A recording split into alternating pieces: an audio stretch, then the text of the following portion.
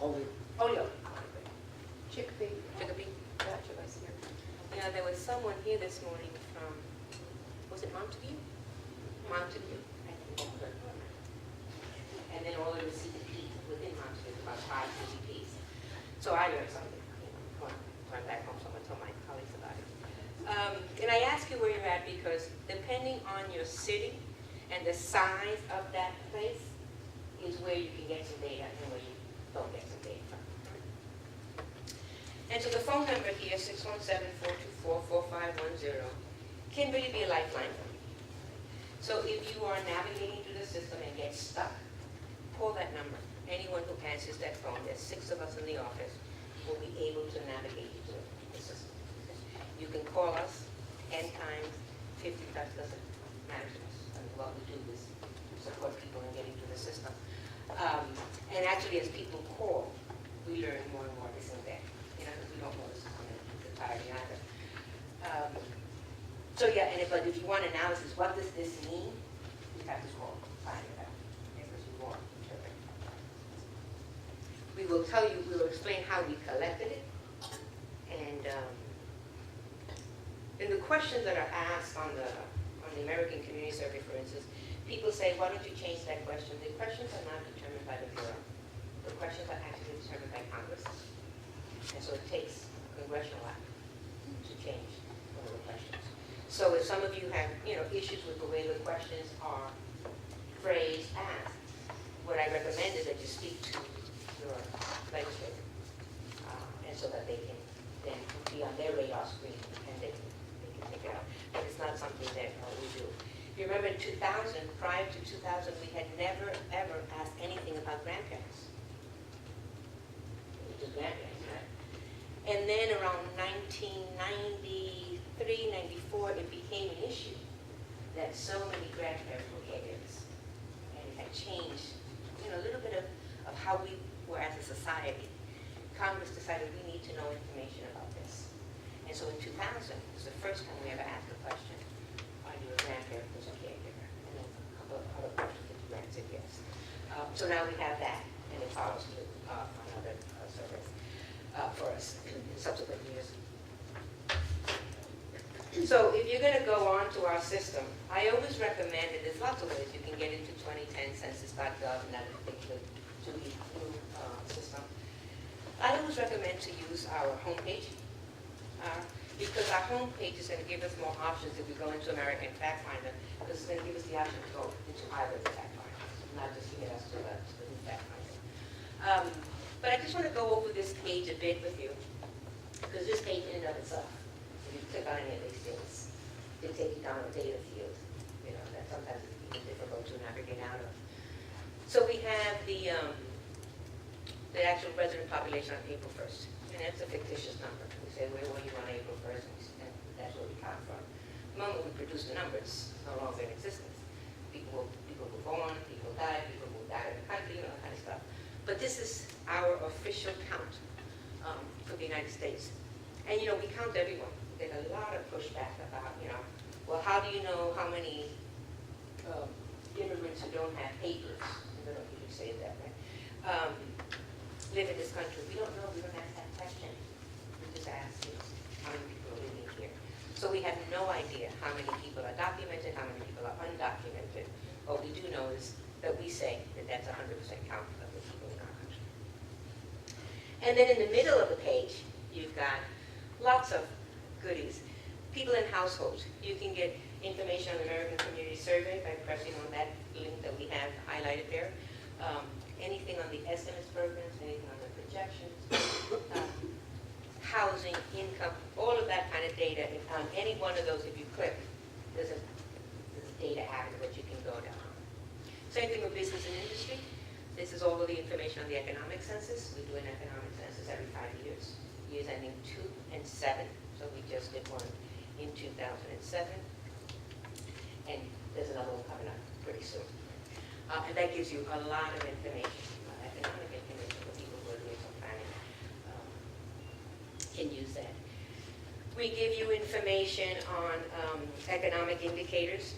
Okay, we give you information on the NAICS codes, which are those codes for the industries. If you know an industry but you don't know what the NAICS code is, That's where you can go and find it. And so lots of other things. Then there's the local employment dynamics that's highlighted there. You know, that system is a pretty neat system. I did say this to the group this morning. The Bureau actually has received awards for the creation of this system. This system was created in response to the aftermath of Katrina. We knew how many people were impacted. We had done a census, so we knew that. But we didn't know employment-wise from our economic census. You know, we have both of them. Bring them both together, and then we can tell a community, this is the economic impact of work that happened in your area. So the system was developed, and so it can now track a hurricane path, and communities can see the tracking because it's pretty easy to track the hurricane path. And then communities can see what impact, if it goes to their community, what impact it will have economically, in terms of people who will work and people who will be out of work and other things. Right? It also is pretty interesting in that if you are from Chicopee, somebody that's from Chicopee, it can tell you how many people who live in Chicopee work in Chicopee. It can also tell you how many people who live in Chicopee go outside of Chicopee to work and where they go to work, and how many people from external areas come into Chicopee to work. So it gives you this good flow. And so communities are finding that pretty helpful. We're still working on to see if we can actually track what's on the difference between a tornado is 1,000 hits at one point, and then you don't know what happens, but they're trying to see if they can figure something out. So you should get all that information there. Geography, those of you who use our maps, we have some great mapping capacity on the system. And then we have our Tiger files. And our Tiger files are all of our shape files for our census tracts, for our blocks, and for our block groups. And those are online, and people then use them to reconfigure, like neighborhoods, for instance. So there's no place where you see neighborhood data, we don't collect neighborhood data. We collect census tract data, block group data, cities and that. We're going to go to geography. But if you know your census tracts and the blocks that are in that neighborhood, you can actually do a pretty nice profile for your neighborhood. Right? That's something you can ask. Find it out of your computers. And then there's the newsroom section. That gives you all of the releases of all of the data that's coming out and anything that's pertinent with the Bureau at the moment. So that's just in the center of the page. On the far left-hand side, you'll see that we have the population clock for the United States, still ticking. And then also the world population. You can get some data from the population finder, and you can get some other data from the quick facts. So this page alone, even before you've gotten to our data retrieval system, you can get lots of data from it. Our data retrieval system is the American Factfinder, which we've circled there. And if you were to press on that, you'd get to this page, which gives you a selection. Because we don't ever accuse the Census Bureau of trying to confuse people. So we have two systems up, right? So we have the legacy system, which is the former American Factfinder, which contains the American Community Survey, the Economic Census, and the population estimates. And then we have the new American Factfinder, which has 2010 census data on it and 2000 census data. By the September, October, all of that data will migrate to the new American Factfinder, so we'll only have that one available. At some point, much to our the legacy system will not be available to us. Okay? We feel the same way. But we're promised that we're going to love the new American Factfinder as we are in love with the legacy system. So by the end of the year, you should see everything on this system here. And so our new system has different languaging and different terminology than our older system type. So I just wanted to share that with you. So programs are any of the census or surveys for which we collect data and we put it in. Data sets are the data files we're going to be looking at. Product type is either our tables or maps. And you know there's lots and lots of tables up on the system and a lot of maps that you can get from the system as well. And then now summary levels is our geography. And so we go through this so that people can I mean, if I was looking at something and I saw the term summary levels, I'd never go to geography. And this wouldn't be what I would think about it, right? So we just want people to understand it. And then we have our programs, right? What is now called programs. So we've got the decennial, which we do every 10 years, and people are pretty tuned to it because we just finished doing the decennial. By 2015, people will forget about the decennial and start remembering it in 2019 sometime. We do the population estimates program, so every year, based on the figures of the prior decennial, okay, so any population estimate that we do from here on in, the base number will be from the 2010 census. Right? The ones that the pop estimates up until 2009, actually 2010 as well, the base numbers were 2000 census. And what we do in partnership with states, and most states cooperate very nicely because they realize how important it is to get an official count between decennials. Provide us their birth records, their death records, and their information they have on in and out migration. Based on that, we'll do an updated population estimate, which then becomes the official count. So if you want to know what the official population is in 2013, you can go to a pop estimate, and that will be considered the official count. We do the American Community Survey, which we're going to talk about in a bit. And that gives you all of that social and economic and housing data that wasn't collected in the short form this year. And then other surveys and censuses. Lots of people are surprised that but we don't all take a vacation after the census, after the decennial. We don't. We do lots of surveys between decennials. And so one of them is the American Community Survey that we do every month. The other one is the Carbon Population Survey, which we do every month. And that's whenever you see the unemployment rate or anything like that, it comes from that survey. We only collect the data, we give it to the Department of Labor, and then they massage it and release what they say is the unemployment rate. We do the current expenditure survey, so whenever you see reports about how the economy is doing, it's coming from that survey. We do that one also for the Department of Labor. We do a crime victimization survey for the Department of Justice. So whenever you see that crime is going up and crime is going down, it's from that survey that they get that data. So there's quite a number of surveys that we do. And then the economic census. And then in between, periodically we'll do, and we're doing it right now, the fish and hunt survey. So it's all about fisheries and all that. So we're doing that survey right now. We also do a housing survey periodically. The more current ones are the ones that I mentioned before. So the decennial census. You know, I asked before, how many of you got a long form in 2000? Yeah, I mean, people right away know. They remember if they got the long form. It was what, 53 questions and 40 pages long? You remember if you got the long form. Very different this time. This time we had a short form census. Real sweet to fill out. Information that you knew that you didn't have to guess at. In the long form, sometimes it's difficult if there's more than one person and the other person's not there with you to complete, to help you complete it. And these are the questions that we asked. That's only 7 of them. So there's 3 other questions. One was your phone number, and we asked for the phone number because if the system gets to Molly Jones residing at 60 Congress Street, they're going to try to verify.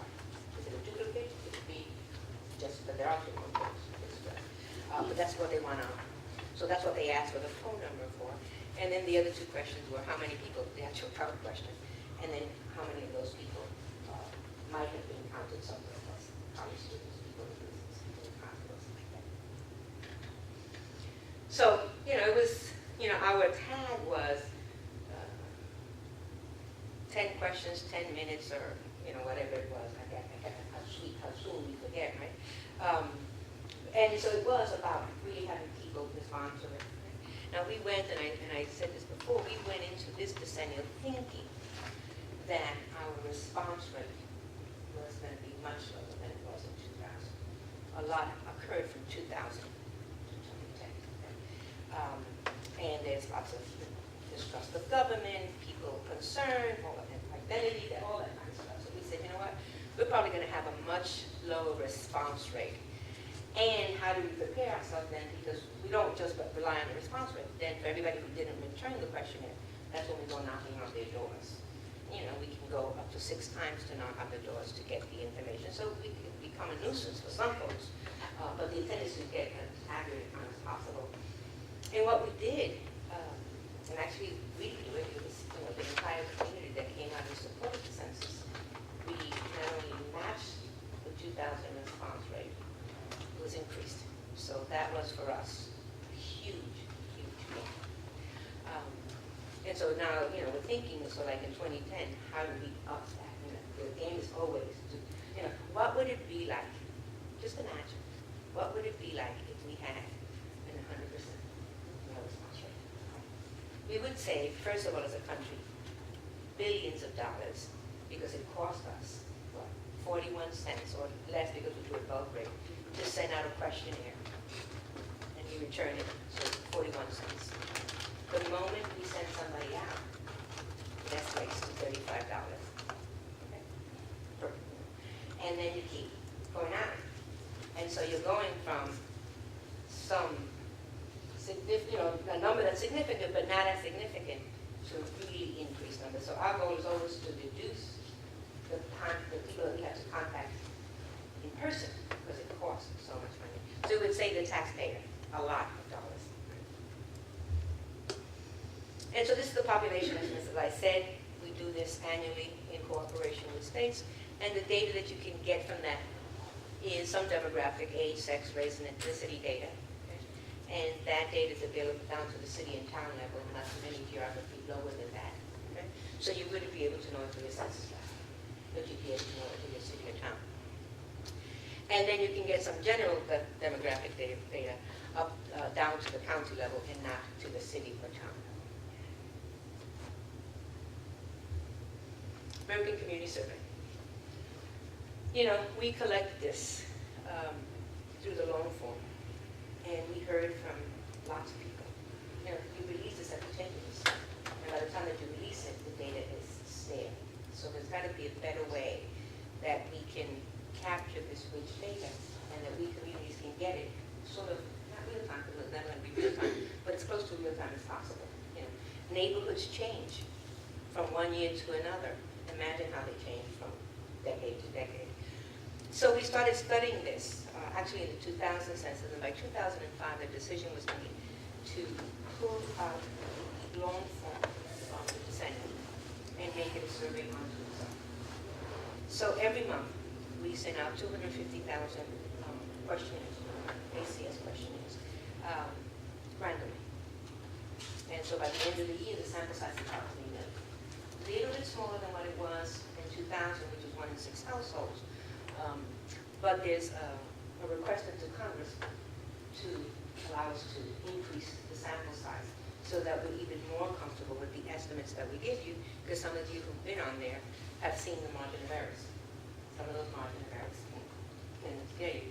We've always had margins of errors, by the way. We just never published them. They were always in the technical documentation. Now, in the spirit of transparency and all kinds of stuff, they're there. And we are not suppressing anything. So we're not saying, margin of error 7,000 is too high, we're suppressing it. No, we're just going to release it, and then you, the data user, will have to figure out what are you comfortable with using, right? So we suspect, and that we'll continue with short form. We're not going to go back to long form because ACS is not that. And so we'll continue to collect the 10 questions. But what might change is how we collect them. Are we still going to do a manual system, or will we do an electronic system? And we'll know when that decision is made, probably around 2014. That's made way in advance to set up the system. And know that there is a high interest in the sense of part of Bureau to have an electronic system. I think that facilitate some stuff for us. But until the confidentiality issue is resolved, we won't go on the internet because confidentiality is important to us, and we go to great lengths to protect confidentiality. So if there's no comfort level with the system doing that, I suspect that we will not do it again in 2020. And the American Community Survey, as I said this morning, since it's estimates, it's not an actual count. So you can't say, or you can say, but it would be erroneous to say it, there are 300 people with bachelor's degree in such and such an area. Because it's not, it's an estimate. So all you can see are trends. Right? So you can see a trend from 2005 to 2009 in places that have a high geography count, a high population count. You can see a trend of have the number of people with bachelor's degrees increased or decreased. But that's all you'll be able to say. You won't be able to say there are X amount of people until some of the other CPS data comes out. So this is the American Community Survey. So so who can tell me, like it was here this morning, how come we have 3 different sets of releases? And no answer is a wrong answer, because I can twist it around and make it the right answer. Do you remember? Yeah, you look like you remember. It has to do with the size of the population and statistically how accurate it is? Right, right. So what we did was, we started collecting this in 2005. So all the data came in 2005, and then the statisticians got a hold of it and said, wait a minute, we can't release data for every single geography in this country. The sample size for some of these is non-existent or very, very small. But we do have a sample size where we're comfortable for large geography. So for any area 65,000 and above, we can do annual estimates. So that is done. So for people who had under 65,000, you had 64,972, you were annoyed. Okay, because you didn't make that cut. And then the next year we collected the data, there still wasn't enough for the statistician's satisfaction of releasing it. So it wasn't until 2007 that they said, you know what, we have enough data, enough sample size to release estimates for populations of 20,000 and above. Okay? So now we were at 19,972. You were upset, right? So we released 3-year estimates for the population of 20,000 and above. And then it wasn't until December of 2010 that it was decided, actually December 2010 it was released, but prior to that, it was decided that we had enough sample size, those 5 years of collecting data, for geographies of 20,000 and above. So all of your census tracts are out there, all of your block and all your block groups, which were never there before December of 2010. Right? So now you have ACS data for every single geography in the nation. Okay? What you don't have is, and for the populations of 65,000 and above, they get their 1-year estimate. They also do a 3-year estimate for them, and they also do a 5-year estimate. So you have those 3 for the larger geographies. The same is true for geographies of 3-year estimates. You've got their 3-year estimates plus their 5-year estimates. So you're starting to be able to see it. So if you're in a geography of 65,000 and above, you've got about 5 years of data. You can really see a trend in your viewing trends. The same thing with 3-year estimates. You've got 3 separate buckets of years. You could look at trends. Areas under 20,000 can't do that until next year, right? The new 5-year estimate comes out, and then you'll only have 2. So it's really not trend settings. It's not until 2012 when you'll be able to see trends for the smaller geographies. And so when would you opt, we didn't go over this morning, when would you opt to use the 1-year estimate aside from the population? The 3-year or the 5-year estimate? What would drive you to use one rather than the other? What do you think? Actually, what would drive you is that the more current the data is. So the 1-year estimate is pretty current. Right? The 3-year estimate is current but it includes some of the other years, so you might not want to use that one. And then the 5-year estimate is a rolling average of the 5 years, so you might not, so depending on what it is that you're looking for and what it is that you want to, what story you want to tell, you'll decide which one of those to use. Like if you can use the 5-year estimate for Springfield, or you could use the 1-year estimate because Springfield is covered by both of them. So which one would you use? Depends on what it is that you want to say, and how comfortable you are with a range, or how comfortable you are with the most recent. And at any time, if anybody has a question, please jump up or come on and ask a question. What I've given you here are two screenshots. One of the legacy system and where you'd find our programs, which was in 2000, as we noticed, called data sets, and where you'd find it in the new system. And in the new system, you see that you only see the decennial and population estimates. American Community Survey and the Economic Census will migrate over, as I said, by the end of the year. So data sets. And so we are mandated to take do a decennial on April 1st, the years ending in 0, every 10 years.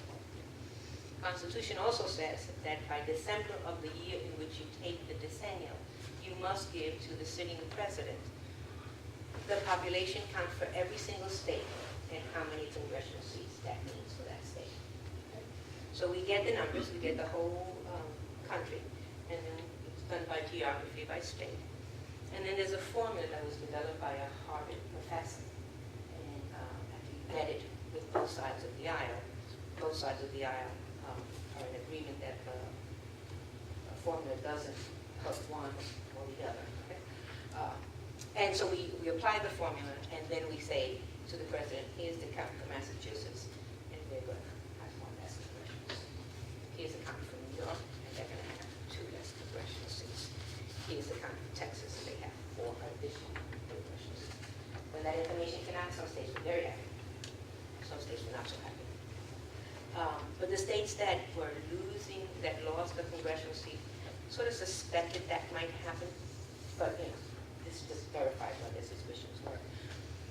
And the thing about that is it wasn't that either Massachusetts or New York lost 2 congressional seats, lost population, they actually gained population. They didn't gain at the rate that Nevada did, or that Texas did. Southwest is in that right now. And so there's a whole population shift that way. Right?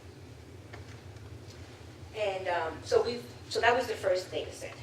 And then right after that is the redistricting data. We have to submit to every single state the redistricting data by April 1st of the following year. So we did that actually, I rolled the data out by March 28th. And so it was before mandated. And what the redistricting data gives to the states is, and they give it to them by city and town and by census tract and all, their total population and then the demographics of the population 18 and above. Because now they're just looking at voting age. And then states start their redistricting process, which if some of you have been involved, can be a complicated process. So that states are doing that now. How we release that data is based on the state's needs. Some states have in their statutes and in the state statute that they must start redistricting by a time certain. So we'll release the data so that they can meet their own state statute. Some other states are dictated by the Department of Justice when they have to start their process. So we release it based on that. So all the states tell us what their mandates are, and then we release it. Right? The last states to be released were all of the New England states. Right? So we didn't have any of the concerns about redistricting, so we were the last states to be released. So all of that is available online now. We saw some of that this morning. We'll see some of it again. And then coming in the summer, starting around May through, I think by the end of June, we'll have all of the summary file 1 data. And your summary file 1 data, if you remember the little blue and yellow sheet, and we're going to go through it again, is that data that we collected on the census form that we have for everyone. And we break that out by the entire population and by broad racial categories. Okay? So if you want to know what those demographics were for the Black population, you'd be able to see it from summary file 1. If you wanted to know it for the Asian population, you'd look at summary file 1. Summary file 2, which is a little bit more detailed, okay? Because we iterated out by all of the groups within the broad racial categories, which are these groups in the back. So you can get all of that same data in summary file 1, in summary file 2 for any one of the groups listed on the back page. Okay? So you start to get a sense how much data is up there. This is what will be contained in the summary file 1 data. Household relationship, married household, single-married household, like that. Sex, age, Hispanic or Latino, race, tenure, do you own or rent? Important for some communities to know. And then vacancy characteristics also. You know, I was just saying that if you look at the vacancy characteristics in Martha's Vineyard, there's a high vacancy rate. Doesn't raise concern because it's a seasonal place. Right? If you have a vacancy rate like Hartford has of 28%, it is a major concern. The home ownership in Hartford, for instance, has never been above 28%. It's the first time.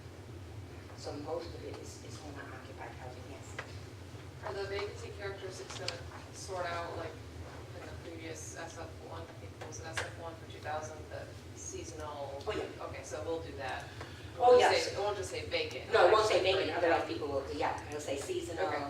it'll say for rent, Okay, great. like that. So people will get a sense of what the characteristics of that vacancy is. Okay.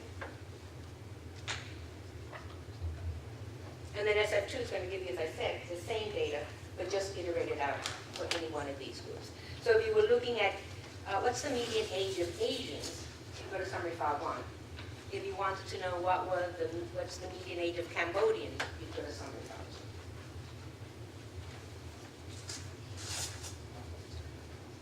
And so in 2000, we released all of these data sets. The redistricting data, which we now have for 2010, SF1 and SF2, which we don't have yet, we will have for 2010, and then SF3 and SF4. Okay? So in 2000, SF3 and SF4 were part of the data sets. That's not going to happen in 2010, because SF3 contains all of this rich data, which is now captured in the American Community Survey. So SF3 now migrates over to ACS.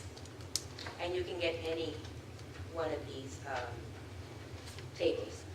The thing of note is that we have population in housing, and people sometimes ask why. The census is the census of the population in the housing. Census is based on housing units and not on people. So we send out questionnaires to an address, not to an individual. And we'll get calls about, I'm planning to move. How are they going to know in 2010 where to send me my form?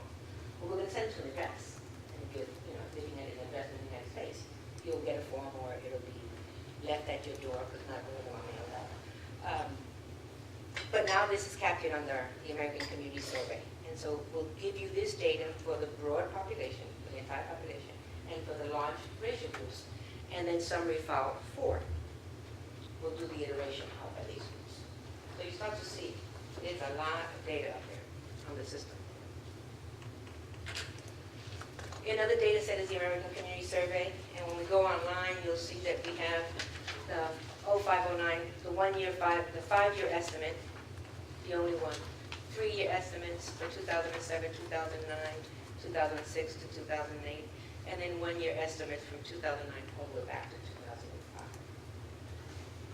So you can start looking at trends for geographies that have 65,000 and above, because you already have about 6 or 7 data sets. Population estimates, you can get a population estimate from 2010 all the way back. So sometimes, 1700, I guess. But I just had a question about taking a census of the household or the Okay. address. So does that mean that you can't really track migration? Because you'll just get total numbers in different towns and cities or whatever, but you don't know if there was actually, if there's a net gain, or if there's no net gain, you won't know the number of people that migrated out and migrated in. actually, Is there a way around that? ACS will ask that question. They'll say, where did you live 12 months? So you So can ACS do it. gets to track it, but it does it now on an estimate basis, not on an actual basis where we did in 2000, because it was Right. part of the 2010 There's no way. questionnaire thing. Thank you. And this is where you're going to find data sets in the new system and then in the former system. the legacy system. And when we go online, you'll be able to actually see that. And then product type.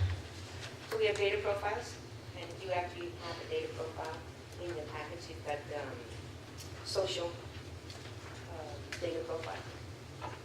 And we're going to go in and see some of the other data profiles that are already set in the system. Most people can get away with just looking at one of the data profiles and get the data clean. Other people want more details and they have to get more details.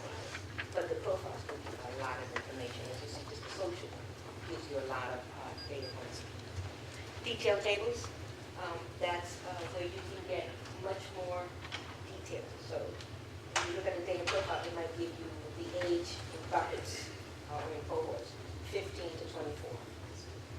If you want to get more detail, you go to detail tables and you can look at 15 to 16, like that. Geographic comparison tables, you look at one data item, you look at age, for instance, across multiple geographies. So you can do that, you can compare geographies and population, you can get any data point, there's only one data point for all the geographies. And then a quick table. A quick table is, we get lots of requests for data, and so we decided to put together a quick table. This is what people are normally asking us, so that's what we're able to make. And so it's just a scan, sometimes it supports people in what they want to do, but others have to go to the detail table. And that's where you find product type in the new system. And in the old system, it was a pop-up box that came up with the data set that you were selecting. And so this is geography for us. So you will find data at the national level across all data. Under the national, to the side, there's a zip code tabulation data that's done and metro areas tabulation that's done. The zip code tabulation, some people like to use, but others don't, because zip codes have nothing to do with geography. They're a mail route, right? So you can have a zip code 06033 in Glastonbury, Connecticut, and in the middle have a high rise, which we do got Glastonbury, we got a heart attack if they had a high rise. But if you had a high rise that had its own zip code, you could then say, oh, that's going to skew the interest and go on that zip code tabulation.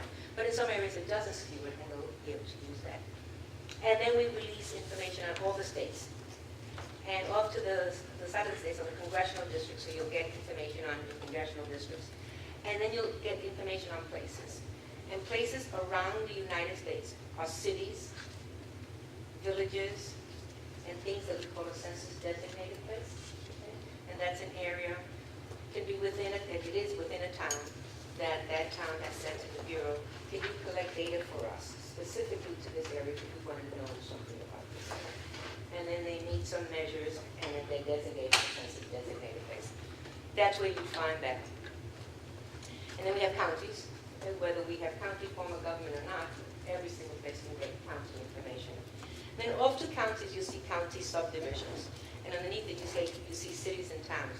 In New England, every single one of our cities and towns is a county subdivision. So that's where you want to go if you're looking for a city town, and not a place.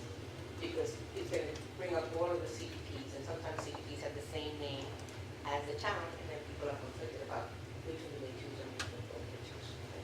So we always recommend to go into county subdivision. It's going to give you every city and town in New England. And then we have Census Tracts, which is our geography, the Census Bureau's collection geography, block groups and blocks, and we're going to go into each one of those and what the criteria is for each one of those.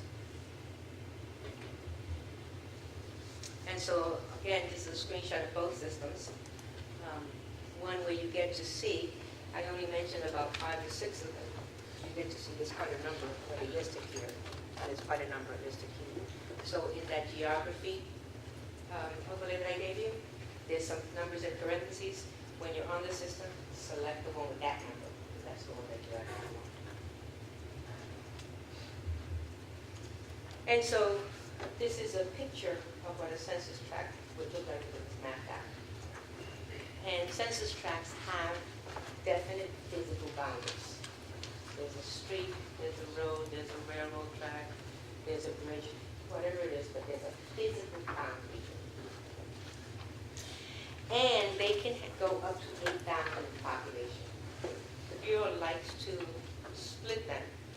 they're around 4,000. So it doesn't happen at 4,000 exactly, but, you know, if the census tract goes to 5,000, it doesn't get split. But when it starts going up to 8,500, it starts to get split. And we don't change the number of the census tract, right? So the census tract is a 4-digit number. What we do is add 0.01. So that means that tract has been split once, right? If it gets split again because of density, it'll be 0.02. We go to 0.03. I think that the largest one I've ever seen is 0.04. The census tract that became so dense that it just got additional decimal points added to it. So that's what the census tract would do. And you can see, oh, this is what's around it. So people who are familiar with this area they know exactly where this is at. And they say, this is the census tract I want. I know I want one a little bit further over. And then you start looking, because it identifies the other census tracts around it. And then right underneath the census tract are block groups. Block groups make up a census tract. Right? And so block groups, just like census tracts, have definite physical boundaries. Their population threshold is a little bit lower. We like to cover around 1,500. And unlike a census tract, we're not going to add 0.0, we're just going to add another block group. Right? So rather than having 2 block groups, you might have 3 block groups now if it becomes pretty dense. And so you see we have block group 2 inside. It looks like it was outside, but that 8011 is pretty big. And then this final, this is the block. Now blocks are the smallest collection unit that we have in here. And it's counterintuitive that it's the smallest one, but we have no population thresholds there, and we have population thresholds for the high ones. And that's because blocks do not have physical boundaries. And blocks in different parts of the country are determined or have very, very different characteristics. I was saying, you have a block in Montana. That block could be 10 square miles and have 2 people. You could have a block in New York City that has 10,000 people. You know, it's still a block, right? So that we don't give it a population size. It just sits in there and you can get data for that particular block. In New York City and some of the other larger cities, I don't know if it's true in Springfield, I don't think it is. Usually it's a city block that's designated a block, but quite often you'll find a building that's a block. It's because it has so many. And I don't want to go to this one yet. And so when we go on the system, there's a couple of things for you to remember. Know the data that you want. When you go on the system now, you're going to see there's lots and lots of data. So try to fine-tune the data that you want, and then know your geography. Because depending on your geography, we'll be able to either see the data or not see the data.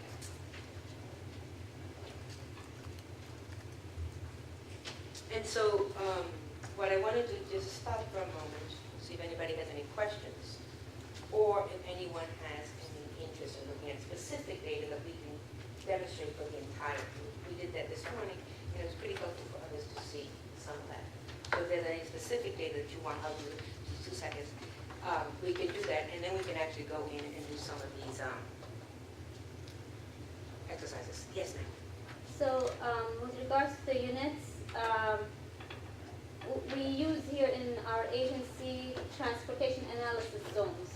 Okay. And those, how do you translate those into blocks and block groups? I think there's a block, each transportation analysis zone has a few block groups, but how do I go down to the block level from there? We have to see in the block group what blocks are in there, and then we can get it that way.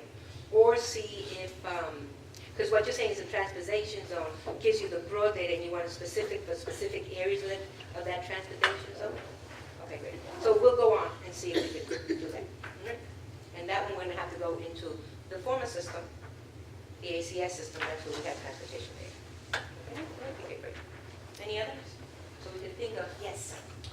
When you go from comparing data from one census to another and you're looking at block group data, you're saying that those block groups can change, Yeah. and they are a geographic area. How can I know if I'm comparing the same geographic area with the block From groups? 2000 to now, right? That crosswalk hasn't been produced yet, but it will be, because some census tracts have changed over the years. And so you'll know that census tract 8011 in 2000 is now 7055. But there'll be a crosswalk for you, so you'll be able to compare apples to apples. But that's not yet available. They don't do that until all of the data is done and the releases are done, and then they'll do the census tract. Anybody else? Yes, sir. Age data, comparing two communities. Okay, age data, we're going to look at American Community Survey. Okay, we could look in 2010 data, but they only have the redistricting data, so there's only 18 and above, right? So you can, so for more recent, for more detailed data, we'll go into American Community Survey. When Summary File 1 comes out for 2010, you can then go there and see the actual numbers. Okay? That's where you'll get single-digit numbers, and you can plan out how many 3-year-olds you're going to have in 3 years, like that. So pretty good planning tool. Any other information? Okay, so let's just start doing some of the exercises. So I'm going to take one of these.